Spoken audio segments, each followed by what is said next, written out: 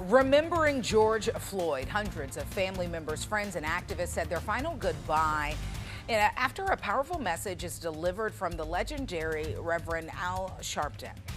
And if we're right, he'll fight our battle, and we'll put George's name in history, where they say that's the one that they shouldn't have touched.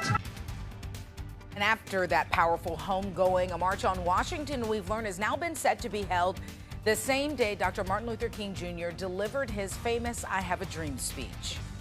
Right now, some major Georgia companies are pushing to pass hate crime legislation in the wake of Ahmaud Arbery's death. And closer to home now, Governor Roy Cooper signs a new executive order. It aims to put an end to racial inequality in the state's criminal justice system. Plus, a powerful message painted in the heart of Uptown Charlotte. Fox 46 is live in Uptown this morning, where a Black Lives Matter street mural is on full display. Good morning. You're watching Fox 46. Good Day Charlotte. Welcome in here to the final hour of Good Day Charlotte on this Wednesday, June 10th. I'm Brigida Mack. Good morning, everyone. Jason Harper here. Paige Phelan working from home. We'll get to Chuck Rhodes with your traffic here in just a bit, and we'll also hear from Nick on this muggy Wednesday in just a second. But we are following some breaking news right now. Just into our newsroom, the Washington Post is reporting that the RNC is expected to move to Jacksonville, Florida, at least the celebratory part.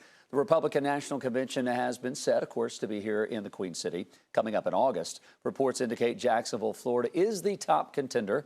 Other cities that have been touted to host that the president was looking into: Savannah, Georgia, and Phoenix, Arizona. And we will keep it here on Fox 46 throughout the day. And as some of those details start to kind of become more clear, we'll pass those along to you. All right, speaking of clear, meteorologist Nick Koser getting results for you outside. Hasn't been the clearest of all mornings, just kind of muggy out there. Yeah, we'll see some clearing taking place, it looks like tomorrow afternoon once a cold front pushes through. But we still have a little ways to go and maybe even some severe weather before that happens. Not much going on out there right now, but you see this line kind of marching our way. It's all out ahead of and with this cold front that we've been talking about all week long. And that front finally makes it in tonight into tomorrow, and that will begin the process of some change. Temps are on the way up. A lot of low 70s over the last couple of hours. Charlotte 74, Gastonia 74, Lancaster 75, same with Monroe. Hickory coming in at a 73. So yeah, definitely muggy out there, and you will feel it as soon as you walk out. Scattered storms then heading into later on this afternoon. And typically here over the last couple of days anyway, when the sun goes down, we lose some heating of the day, and a lot of those, not all of them, but a lot of those showers and storms have faded overnight. So we've gotten off to quieter mornings, but I think even heading into Thursday morning, we'll see some showers and storms around as we'll keep that energy in overnight as the front moves through. So again, mostly cloudy, warm, and humid today. Afternoon showers and storms, and a few severe storms possible out there for today, as this cold front going to stir things up a little bit more so than the last few days. So we'll get to all of this here between now and 8:30. Your 7-day is right around the corner. So stick around for that. Right now at 8:03, let's get it back over to Jason Harper. Breaking news this morning, 2 people have been arrested in a Gastonia homicide. Marshawn Sanders and Ashley Abernathy, both from Shelby, have been charged with the murder and attempted murder of Eric Glenn. This happened on Lowell Bethesda Road Tuesday night near the Inco Express. Glenn was taken to the hospital where he later died. The suspects are due in court later today. Also happening today, George Floyd's brother is set to testify before Congress during a House Judiciary Committee hearing on policing practices and law enforcement accountability.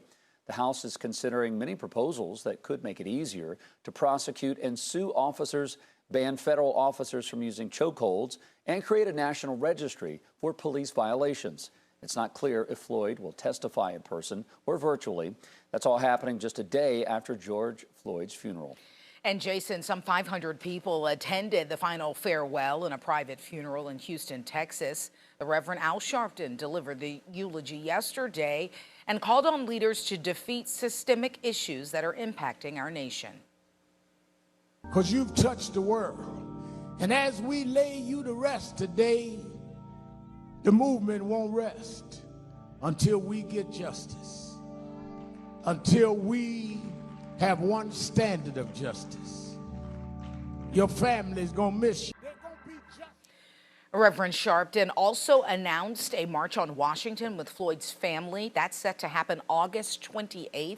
That date is especially significant because Dr. Martin Luther King Jr. delivered his famous I Have a Dream speech in Washington on that same day back in 1963. And during Floyd's homegoing, a speed artist did his part to remember him. Take a look. Ange Hills painted Floyd's portrait as singers performed on stage, all part of an emotional tribute. It only took Hills 3 minutes to finish that portrait. New this morning, major Georgia corporations, including Coca-Cola, Delta, and Home Depot, are all calling on lawmakers to pass a hate crime legislation in the wake of Ahmaud Arbery's death. The bill would allow stiffer sentences for anyone convicted of targeting a victim based on their race, color, religion, gender, sexual orientation, mental disability, or physical disability. Right now, there's a push for a Confederate statue to be removed in Gaston County. Fox 46's Jamal Goss is live from outside the courthouse with more. Jamal. Jason, Gaston County deputies are on scene guarding the Confederate monument. It sits on the lawn at the Gaston County Courthouse, and officials have been protecting it as it continues to cause an uproar here in the community. And this morning, caution tape is still up. This was the scene last night, too, when protesters were here. Members from the Gaston Freedom Fighters lined the yellow caution tape that officials put up, and for several hours, protesters held signs that read, "End inequality" and "No justice, no peace." Protesters demanded the Confederate statue be removed and placed in a museum. The monument was given to the courthouse as a gift in 1912 from the United States Daughters of the Confederacy and Children of Confederacy. A Confederate soldier is at the top of the monument and overlooks Martin Luther King Jr. Way. And just across the street is a statue that honors the late civil rights activist Dr. Martin Luther King Jr. Protesters believe the Confederate monument is an insult, and that's why they protested. And activists have tried to remove or tried to put in actions to remove or have the statue removed 3 times now. Meanwhile, people who want to see it here says it's a part of the county's history. Reporting live this morning in Gaston County, I'm Jamal Goss, Fox 46, getting results. It was a beautiful and powerful sight. Artists came together to create a massive Black Lives Matter mural in Uptown Charlotte. Our Amber Roberts is live along Tryon Street, where it's located, with a look at the finished product. Amber. Brigitte, people have been stopping by all morning to take a look at this beautiful artwork. 16 letters spread out across Uptown Charlotte. BLACKLIVESMATTER. It spells out Black Lives Matter. 17 artists from the Charlotte area came together to create this beautiful work of art. It's located on Tryon Street between 3rd and 4th Streets. Tryon Street is one of the most used roads in Charlotte. It's located in the heart of Uptown. The work of art coming after more than a week of protest in Charlotte in response to the killing of George Floyd. The painting is bright and bold in color, and it sends out a loud message. That message being that social injustice is wrong. Those walking and driving by this morning have been taking pictures of the final product and engaging in conversations about race and equality. The city of Charlotte gave the okay to this project and helped shut down the street on Tuesday to give artists full access to the road. I've spoken to a number of people this morning who have been out here, and they are just impressed with all of the letters out here. I wanted to point out one of my favorite. This is the letter E in the lives of this message. It reads right here, "I will continue to fight against the systematic oppression of my people." Charlotte is one of many cities across the country that have this type of artwork in their streets. Those other cities include Raleigh, North Carolina, and Washington, D.C. Live this morning in Uptown Charlotte, I'm Amber Roberts, Fox 46, getting results. A local photographer is getting results now and giving people a reason to smile amid the pandemic and the protests. Fox 46's Ann Wyatt Little is live with what he's doing for other folks. Good morning, Ann Wyatt. Well, good morning, Jason. Photographer Chris Jenkins is offering his skills to people who are out of work and looking for a job by taking a free headshot for them. Now, this all started with a phone call Jenkins received from a man who was in need of a new headshot but just could not afford the going rate of $150. It was out of the man's budget. So Jenkins said to himself, I'm going to put myself in his shoes. So that's how he came up with the idea. And on Monday, June 15th, he's offering free professional headshots. The minority-owned Charlotte Vibe Photography has been in business now for 14 years. The pandemic brought his bookings to almost a complete stop. And after watching the death of George Floyd and the protests, Jenkins says he wanted to do something positive. As things are going on, you think about how can I help? And when this call came through, two things came through mind. One is the COVID-19 and people out of work, and the other one's just being a positive Black influence in the community. And now having that picture gives you the confidence of, now I'm going to go out there, I'm going to try, I'm going to put my best foot forward, and should help you be able to get some more opportunities. And Jenkins says the day is open to anyone who is looking for a job. He is asking that people sign up on his website just so he can keep track of everything. Reporting live in Dilworth, Ann Wyatt Little, Fox 46, getting results.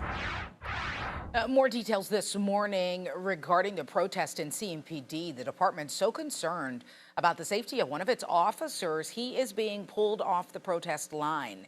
Captain Brad Koch pushed by a protester and then taken to the ground outside the government center this week. CMPD says while Koch tried to arrest the protester who pushed him, several other protesters jumped in and tried to stop him. Police arrested one person, but officers say they are still looking for 5 other suspects. In other news, new details as New York Governor Andrew Cuomo is calling out President Trump now for his tweets on the elderly man who was pushed to the ground in Buffalo. Here's the video of the incident that took place last week. Martin Gugino was severely injured and is still in the hospital this morning. Tuesday, President Trump tweeted that Gugino could be a, quote, Antifa provocateur, saying that he fell harder than he should. Governor Cuomo called it a reprehensible, dumb comment. I mean, if there was ever a reprehensible, dumb comment, and from the President of the United States, at this moment of anguish and anger, what does he do? Pours gasoline on the fire. President Trump did not respond to Cuomo's comments. The officers involved are currently suspended and have been charged with assault. It is 8:12, and right now we need to check back in with our Chuck Rhodes to see how the roads are faring at this hour. Chuck. Hey, Brigida, still dealing with problems in Myers Park. We got a section of Providence Road closed because of a large tree down in the roadway. Folks, consider Sharon Road, maybe even Randolph Road as alternate routes. Look at this large tree, folks, and it appears utility lines are affected as well. One of our guys here, Daniel, told us that, hey, the power went off for him. Internet service went out in this area around 1:30 this morning. So we think it's been there approaching about 7 hours right now. This section of Providence Road is closed just north of Wendover. So that means you'll use Randolph or Sharon Road as alternate routes. I'm betting lunchtime before they get it open back up. Clearing an accident inbound Independence. This is good news. Looks like we're back to green conditions. I don't think you need an alternate route. 77 northbound. Earlier problem near the Brookshire. Now out of the travel lanes as well. Back to the studio. Ahead here on Good Day Charlotte, did the World Health Organization get it wrong when it comes to saying asymptomatic transmission is rare? What doctors are now saying about that study in regards to COVID-19.